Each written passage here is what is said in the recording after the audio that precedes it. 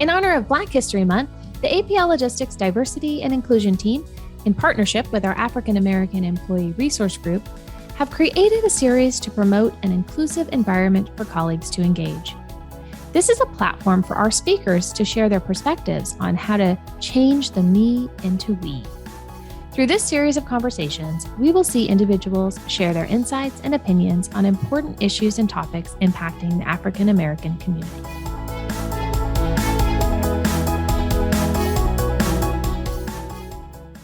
Welcome back to our APLL series for Black History Month, titled Changing the Me into We. My name is April Chapman, and I will be co-hosting this series with our Director of Diversity and Inclusion, Lamont Nelson. Today, we will be having a conversation with Al Paul. As for me, I manage internal communications and change here at APL Logistics. I am also the host of the APLL Pulse podcast. But let's go to you, Lamont. So tell us something about yourself that most people don't know. Whew, that's a good one, April. April, again, so honored to be in this platform with you and sharing the stage with you of some great things that we're doing out, some great conversations we've had already. So I just look forward to spending so much more time with you in the next coming weeks of this great series that we're doing for APL Logistics. Now, in terms of your question that you asked me, what some about people will be surprised about me. Believe it or not, April, I used to coach high school and college basketball. When I lived in Chicago. Absolutely. I coached college basketball for 3 years as an assistant at North Central College. And I coached about 8 years of Chicago Public School high school basketball at my alma mater, Morgan Park, and as well as I coached at North Central College. Yeah. Wow. I did not know that about you. I'm sorry. At Finger High School. I'm so sorry. I said North Central. I apologize. I'm sorry about that. Well, I never did any sports unless you consider reading a sport. Yeah, that was some great experiences that I was able to do, especially in the public league, Chicago public league high schools, because at the time I didn't want to do it because I got spoiled being on the college level. But a good friend of mine, actually the former Secretary of Education, Arnie Duncan, who was actually the CEO at the time before he came to work for the Obama administrator, asked me to come do the role to coach at the city level because it was needed, based upon a lot of things that was going on in the inner city of Chicago. And it was a great honor. I was actually able to get followed by the Chicago Tribune. They followed my team the whole season. So it was a great experience. And that's awesome. I miss it. Yeah. Well, thanks for sharing that with us. Yeah, I did not know. So thanks for sharing that. No. Thank you. So let's get into our questions with our great panelists today, Mr. Al Paul. Al, kind of before we get into it, tell us a little about yourself and the new role that you have currently now with APL Logistics. Oh, well, thanks so much, Lamont. One, it's super exciting to be in this kind of platform, having a conversation with you and talking about some great things that's near and dear to our hearts and very important. A little bit about me. I'm born abroad, raised and educated right here in the U.S. down south. Really excited about, coming on here with APL. In my current role, what am I doing? I'm joining as one of the directors for the CLS business unit. Right now we're going through some restructuring, and I will be responsible for the Midwest region that covers Chicago and the surrounding areas with a lot of our great clients. So I'm here, I'm excited, and I'm ready for some questions that I know you're going to just pepper me with, and I can't wait to hear them and learn a little bit about, not just about more about APL, but also what we're doing here in regards to Black history. Oh, great. Well, we're glad you're here.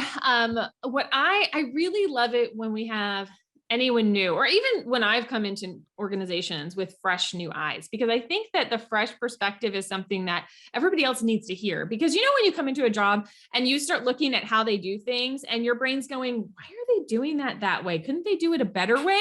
Because you've experienced better ways before. Right. But once you get in and you've been doing it for like years with them the way that now they do it, you don't have those thoughts anymore. And so you have to capitalize on coming in with fresh eyes and a fresh perspective.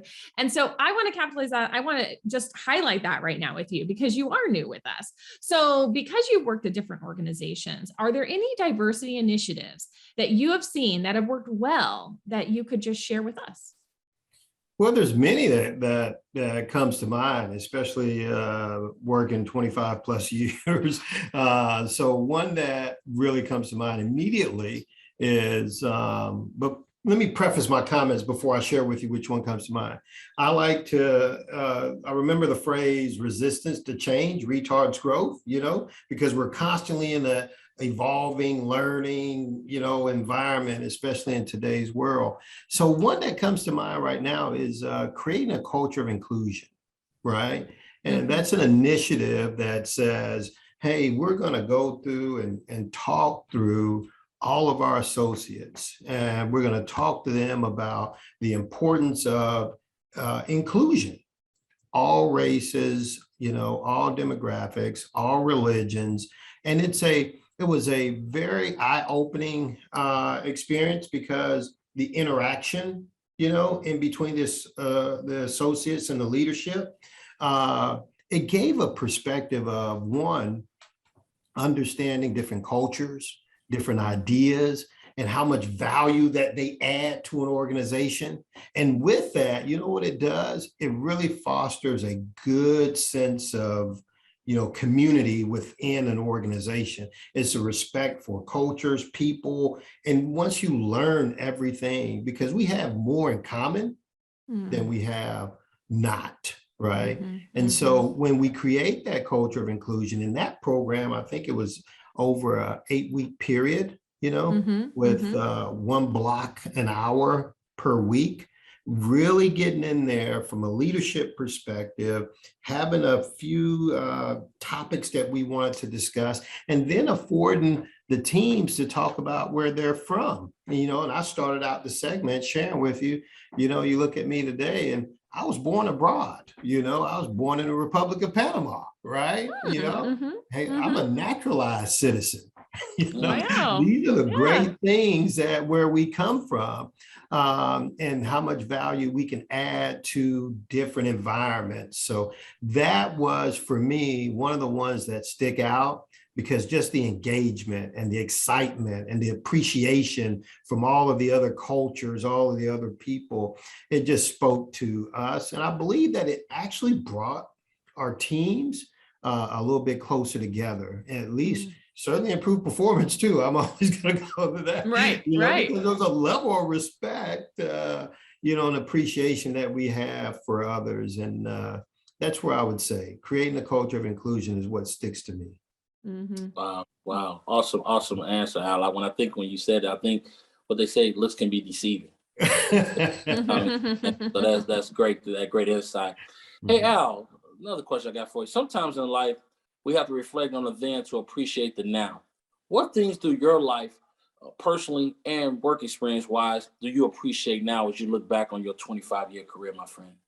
Oh my gosh. I'm a people person. It's just the ability to work with others, and in this business, Lamont, you know what? You got to love people. You got to have that ability. It's not even a gift of gab. It's just the appreciation of others, And so one of the things that I like to talk about is, bolstering confidence in other folks, other people, not only in themselves, but also the organization as a whole. And so as I look back and I see some of the folks that when I first started and where they're at, some great mentors that I've had, some great, let's call them mentees that now are sitting down and they're general managers, directors, and, it's some heartfelt stories when you see people in their lives evolve for something that's great. And over the time, I tend to appreciate that a little bit more, and, you kind of see the growth of individuals and yourself, because you can learn from everybody, Absolutely. right? And as you learn from everybody, we all become better. And I think that's extremely important. Awesome.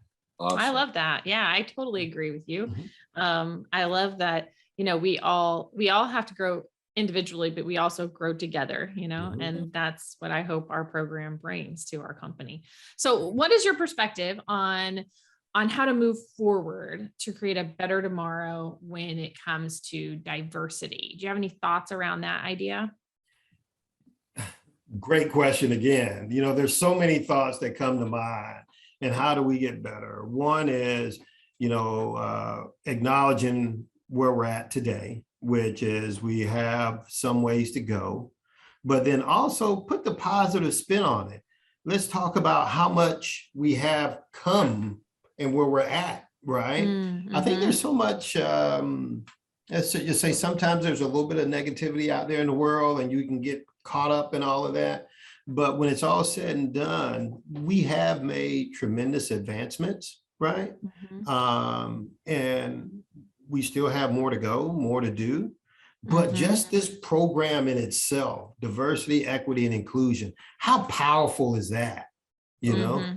and Mm-hmm. great folks, I'm sitting here talking with you, April. Lamont is charging that for the organization.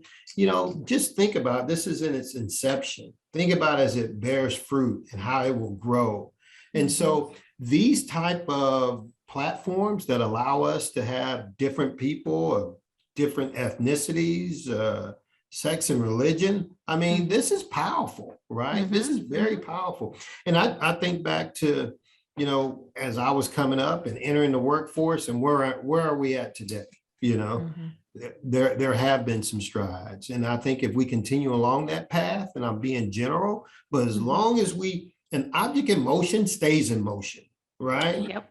Always keep the ball moving. It's when you stop, give up, that's when it takes so much energy to start that all over again. I say the same thing. Same thing. Yeah. Yeah, but we're moving in that right direction. And, with great leaders, within our organization, great leaders outside of our organization, get all of those different perspectives, look, listen, and learn. And I will tell you, the future looks very bright. And I think the big thing is taking everybody's conversations and opinions and having that national conversation and learning from that, and then taking those action items and putting it in place, executing against that, and really holding each other accountable for always doing the right thing. I like that. Great. Hey, Al, as we close out, my last question for you, a word that's been coming up a lot has been purpose. A lot of people have been using purpose in this series. And one question I want to ask you, my friend, you've been very fortunate, very blessed in your career to get to the places that you've already been. And they say sometimes you could be in position with perks, but no purpose. What is your purpose? What is your purpose, my friend? Wow. Now I'm gonna have to be a little personal when you talk about what my purpose is, but it'll be my pleasure, right? That's okay. It'll be my pleasure. Again, I grew up abroad, 2,000 miles away, no running water, in a hut, born on a dirt floor is a little personal story. I have a deep sense of appreciation for all things. It's a glass half full, never a glass half empty. And, my purpose is truly, truly impacting and touching people in a way that makes not just themselves better, but also our society better. And how do you do that? It starts with that person in the mirror, And I have a high value system. And that value system says, do the hard right over the easy wrong. And as you do that, I think, April, you and I had this conversation. It's so easy to do wrong, right? Yep. It really is, But raising up the folks that are under us and helping them to shape a better tomorrow with a value system that makes our world better.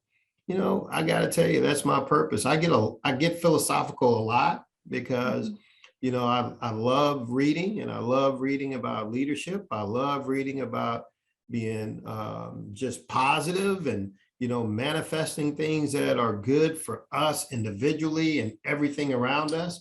Start with that person in the mirror, get a little bit wider, make that circle bigger, make it better, and improve, And again, having children and grandchildren sometimes that gets you where you need to be.